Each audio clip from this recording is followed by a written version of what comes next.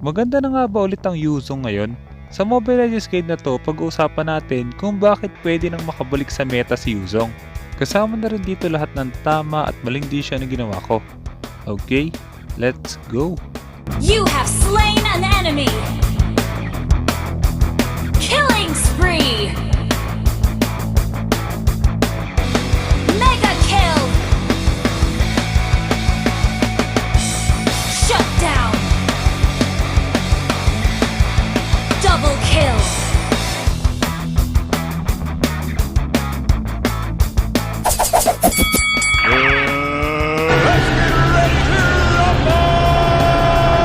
Here we go!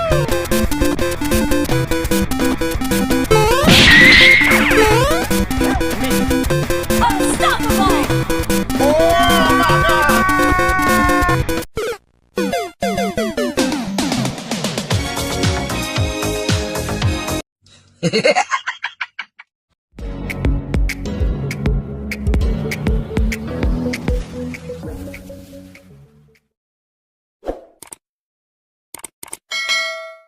Sa laro na to, ito yung emblem at item build na gagawin natin.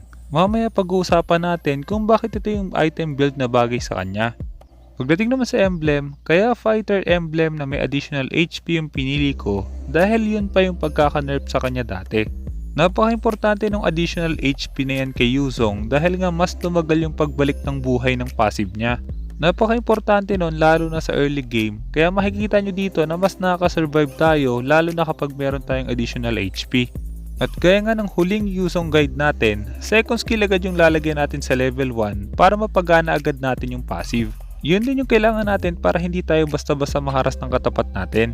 At dahil nga kaya natin makipag-trade kahit sa early game pa lang, kaya ito yung nangyari.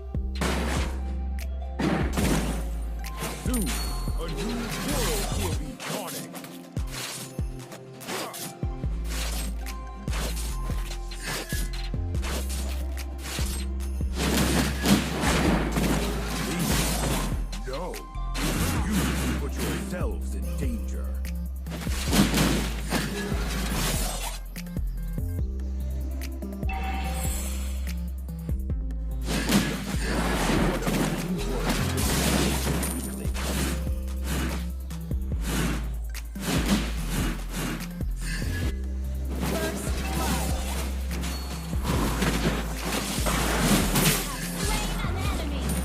Maaga nakapag-rotate yung kakampi ko sa XP lane at dahil nga nakipag-trade tayo kay Pakito, kaya mas madali natin siya napatay. Ang kapalit nga lang nun, dahil sa top lane naman nag-rotate yung core ng kalaban, kaya yung top lane naman natin yung mamamatay. Pero dahil pa-open na rin yung turtle, dapat tumulong tayo doon. Kailangan lang muna natin magpa-level 4 dahil nabawasan yung XP natin nung dumating yung mga kasama natin dito. Attack the turtle! No,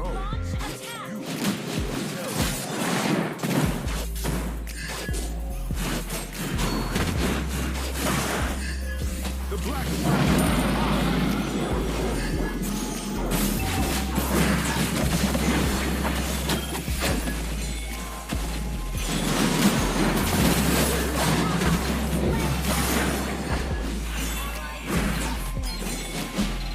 You have slain an enemy! Nakuha natin yung turtle pero 2 for 1 yung naging trade, maliban doon tank lang yung napatay natin. At dahil nga masyado tayo naging aggressive, kaya isang wave pa yung nawala sa atin.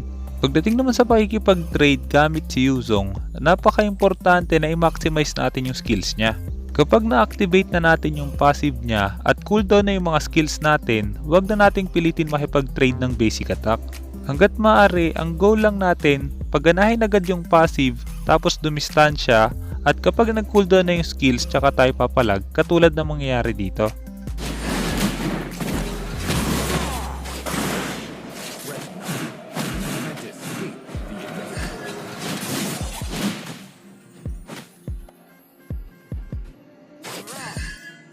I don't.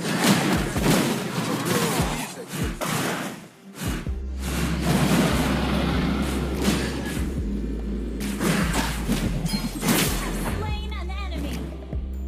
At dahil napatay natin si Pakito, pwede natin subukan basagin yung tower na to.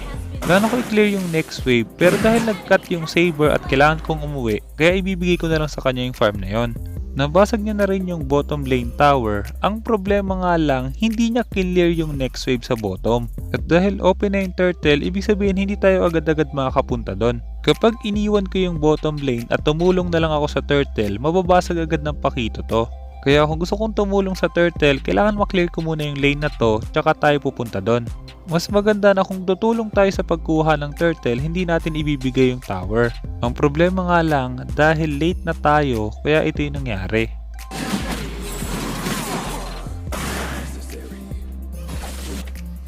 The enemy has slain the turtle. Naagaw ng kalaban yung turtle, kaya kailangan ko na lang i-clear to tapos bumalik sa lane. Pero dahil mas pipiliin kong sumama sa teamfight, kaya ito yung nangyari.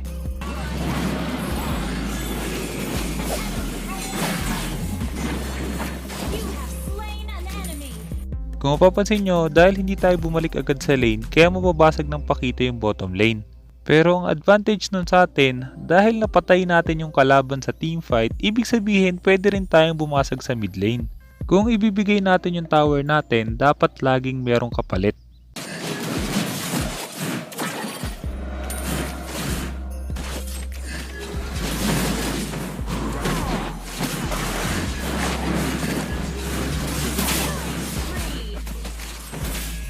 Killing spree. Nabasag ko na yung mid lane tower at dahil masyado naging aggressive yung kalaban, kaya napatay pa natin sila. Isa sa mga naging dahilan kung bakit tayo tumagal at nakapatay pa sa teamfight na yon ay dahil sa War Axe. Kaya ito yung magandang item build ngayon kay Yuzong. Dahil nga binawasan yung HP ni Yuzong dati, kaya maganda sa kanya yung War Axe na nagbibigay ng additional HP. At dahil mabagal din yung movement speed ni Yuzong, kaya maganda rin yung War Axe na nagbibigay din ng movement speed kapag naka 8 stack tayo. Bloodless Axe naman para sa additional spell bump. At yung tatlong huling item pwede nyong palitan depende sa sitwasyon. Maganda pa rin yung Oracle at Queen Swing para sa sustain at BOD naman para sa damage. Pero dahil nga more on physical yung kalaban natin sa laro na to, kaya papalitan ko yung Oracle ng Dominance Ice. Maliban doon, dahil nga magkakaroon tayo ng 40% cooldown reduction sa build na to, makikita nyo kung gaano kabilis na yung cooldown ng ultimate niya kapag nabuo na natin yung mga items. Pagdating naman sa sitwasyon na to, kailangan na lang natin i-pressure yung lane natin habang tumutulong sa pagkuha ng mga objectives. Bilang XP laner, kapag mas maaga natin na-clear yung lane, mas maaga rin tayong makakatulong sa pagkuha ng objective. Ang problema nga lang, dahil nga maaga kami nakalamang, ibig sabihin magiging sobrang kampante kami. Kaya makikita nyo mamaya kung anong mangyayari. An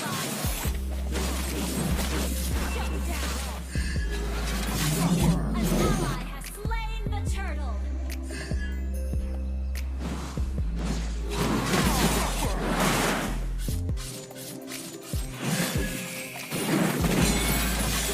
Ult is not ready. You who put yourselves in danger. Push first.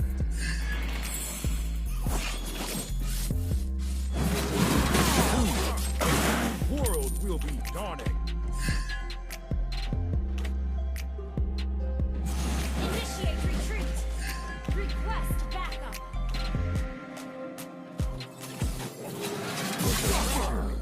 Makes me Launch attack.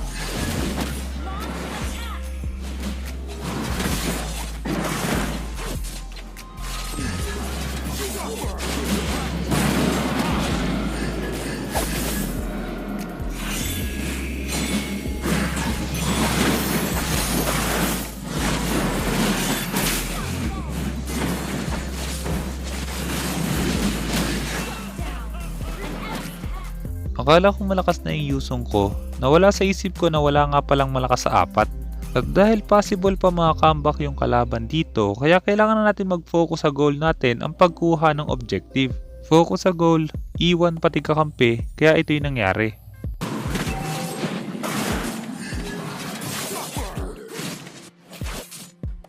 Mega kill.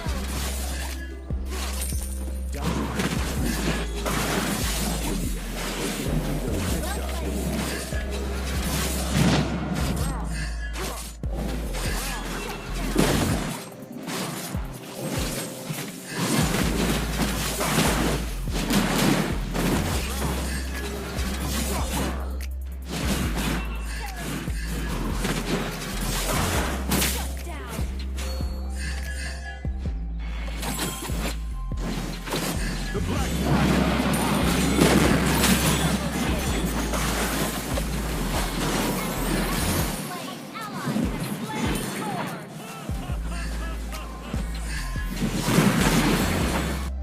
natin sila tapos nakuha natin yung Lord, kaya ibig sabihin dapat bumasag tayo ng mga third tower. Kapag pabasag tayo ng third tower, bilang XP laner, hindi natin kailangan sumama sa Lord. Kadalasan, lahat ng mga player kapag nakita nilang lumabas yung Lord, sa Lord lang sila pumupunta at doon lang kiniklear nilang lane. Kailangan nyo tandaan, mas magpo-focus yung mga kalaban kung nasaan yung Lord. Kaya ibig sabihin, yun yung pagkakataon natin na basagin yung ibang lane. Kapag sumama rin tayo kung nasaan yung Lord, hindi natin mababasag yung ibang tower.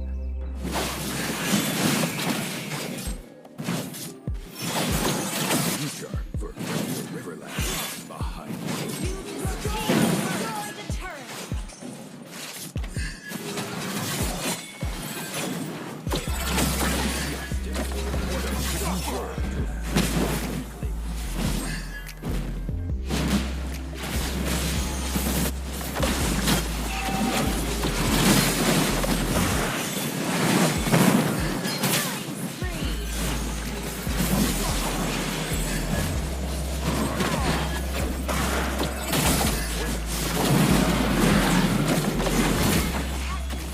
Ally has been slain. Your team destroyed a turret.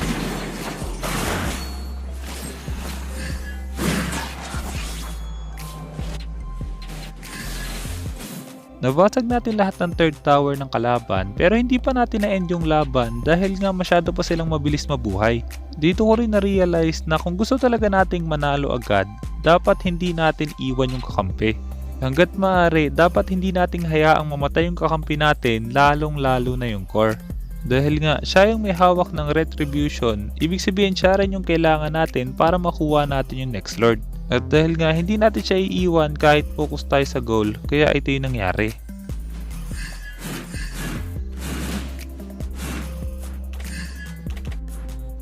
Stubbornness will be your undoing, great dragon.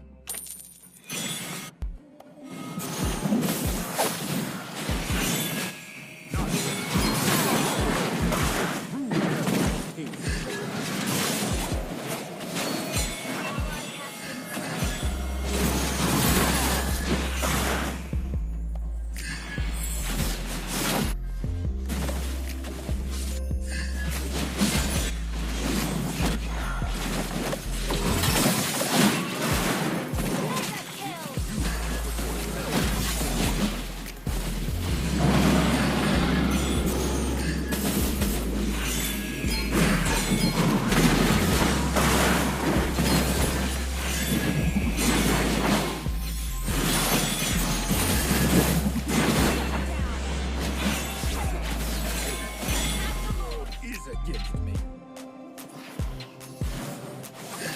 The black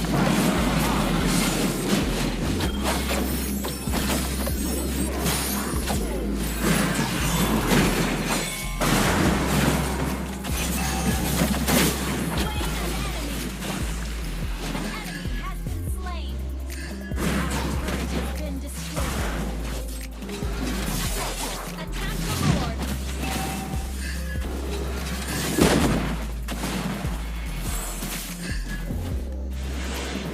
Killing spree. Shut down. Enemy rampage. Attack the Lord.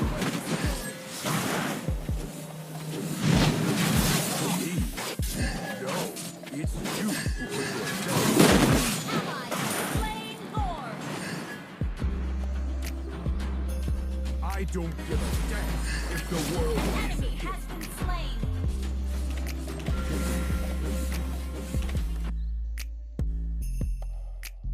give me a break, or you'll suffer a miserable death.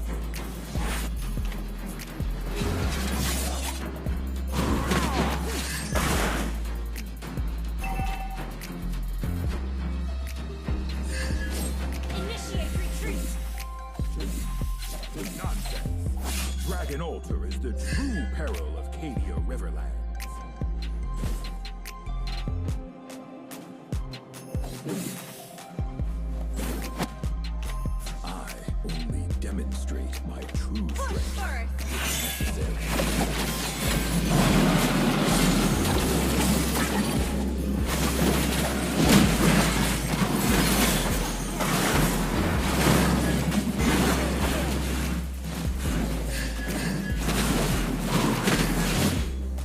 Sana marami ka natutunan sa guide na to, at kung meron kang guide na gusto ipagawa, i-comment mo lang sa baba at susubong gumawa ng guide tungkol doon.